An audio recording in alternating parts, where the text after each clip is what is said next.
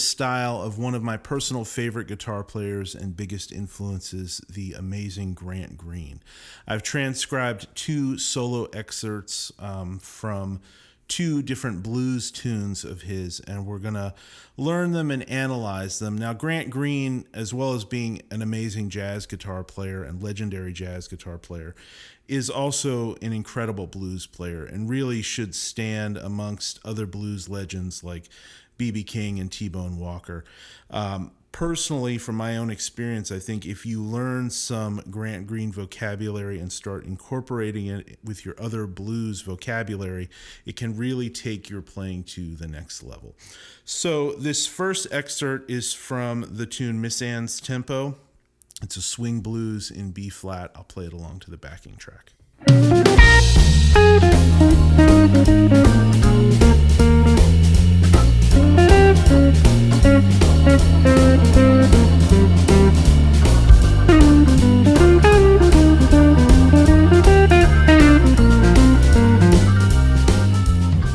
So let's break this down. This first opening phrase is a really, really classic and common way to start out a blues solo. We're going to play this little lick.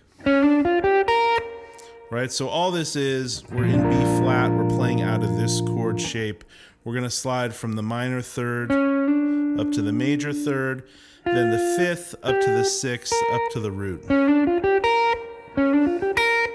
Then from here, we're going to come down and play out of this minor pentatonic box.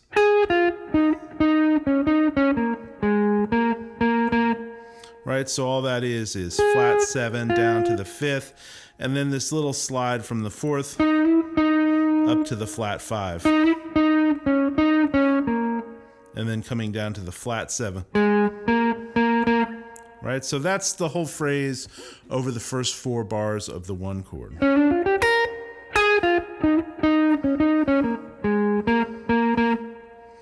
Then as we go to the 4 chord, Grant's going to do a really common thing that he does a lot, which is just highlight this note, the flat 7 of that E flat chord, right? This note D flat. So he's going to play into it sort of the same way by sliding up to the major third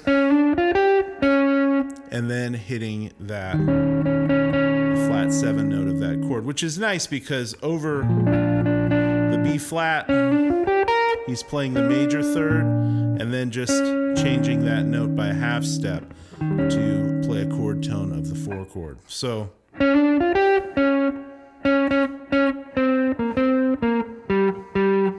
right, so all that is happening over the 4 chord, back to the 1 chord, and then because this is a jazz blues, we're going to go down to the 6, then the 2, then the 5, and then back to the 1. And so to get to that 6 chord,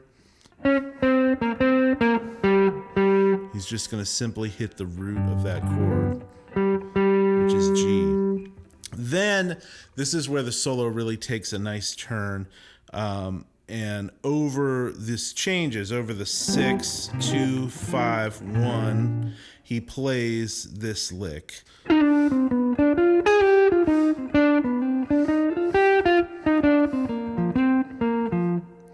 Right, so this G7 chord right here is kind of the underlying shape here to pay attention to. Right, so we're going from B flat 7 up to G7, then down to C minor, then to F7. Right, those are the underlying chords. So, right, that's a really common Grant Green move to get to the G7. He'll play it down there or right there. And then this is all just playing out of this shape, but targeting the flat 9 interval over that chord, which is a really nice sound. Right, a lot of enclosures and chromatic kind of pedal tone stuff happening.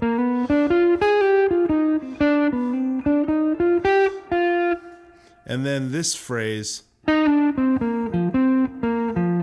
which is a really common Grant Green or just, you know, kind of bebop phrase to begin with. So that whole phrase, I'll play it really slow.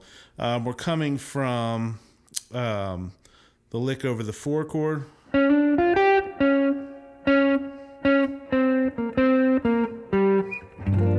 we are to G7. And then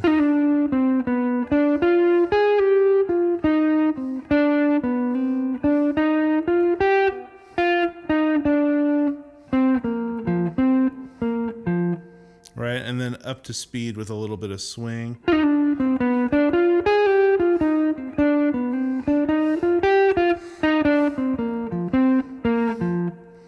Right, so a really great phrase, and if you listen to a lot of Grant Green blues stuff, you'll hear these kind of lines reinterpreted and rearranged. He'll play all types of phrases like this.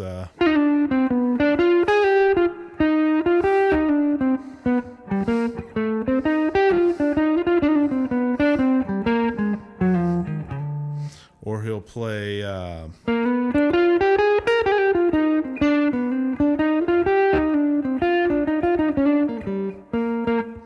right, so this is really common vocabulary, and if you learn a few of these, common Grant Green vocabulary, I should say, but if you learn a few of these, you can start to tie them together in different ways, and you'll start to hear this stuff, even just taking little pieces of it. Right, something like that to, you know, highlight that G7 chord. Right, and then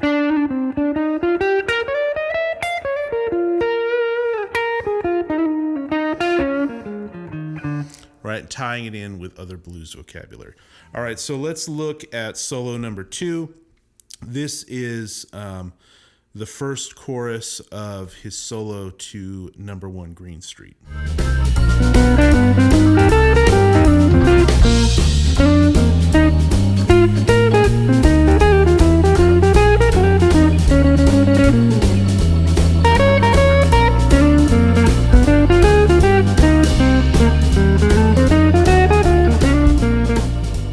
So this solo starts with a really cool rhythmic pickup that plays into the top of the form. He does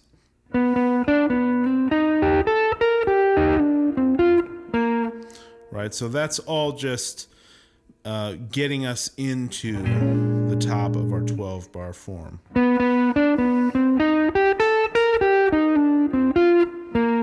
And then from here, right, pretty standard blues stuff, right? We're playing the root, major third, fourth, fifth, root, and flat 7. So then he's going to play a 2-5-1 lick to get to the 4 chord, right? We're in the key of B flat, and we're going to E flat, so a 2-5-1 of E flat would be F minor 7 to B flat 7 to E flat, and he plays this lick.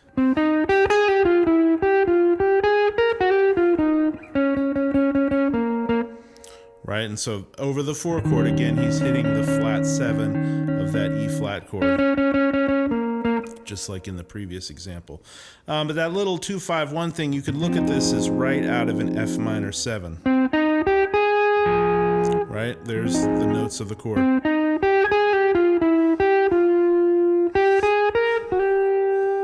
Right, so, you know, really just right out of this chord.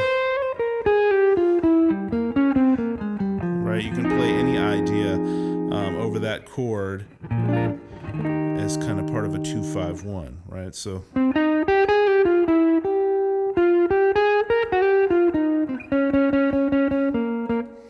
right, so there we are on the 4 chord. Then to get back to the 1 chord, he's just going to play some more minor pentatonic blues stuff. And then we come to the 6-2-5-1 portion of the chord progression, and this is where Grant plays a really cool line, very similar to what we covered in the previous example. But coming from that pentatonic run, he plays this. Right, so again, playing that kind of dominant flat 9 thing for a G7. And then coming right down an arpeggio, a triad for C minor. So G7, C minor, and then we're going to F7, back to B flat 7. And then here, to get to F7, he walks up chromatic to the third of that chord. So really outlining the chords. I mean, if you just sit and learn the arpeggios to these chords,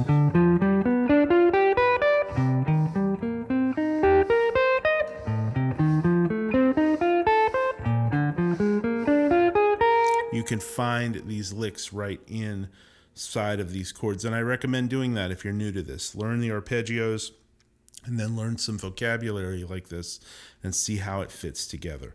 So again,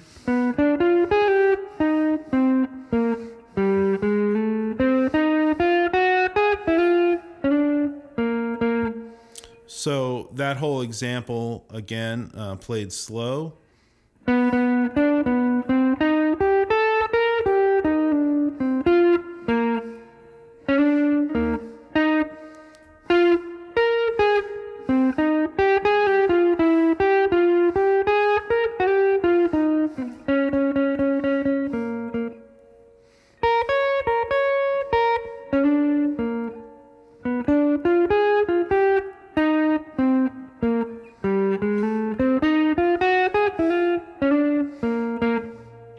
All right, guys, so now I'm going to play a longer solo. I'll play a couple of times through the form, and I'm going to use some of this vocabulary, but I'm just going to improvise. I'm going to kind of improvise with some of these ideas in my mind and fresh under my fingers. So you'll hear some of these phrases being used in the solo, but then I'm just going to freely play and add some more of my own kind of interpretation of these types of lines.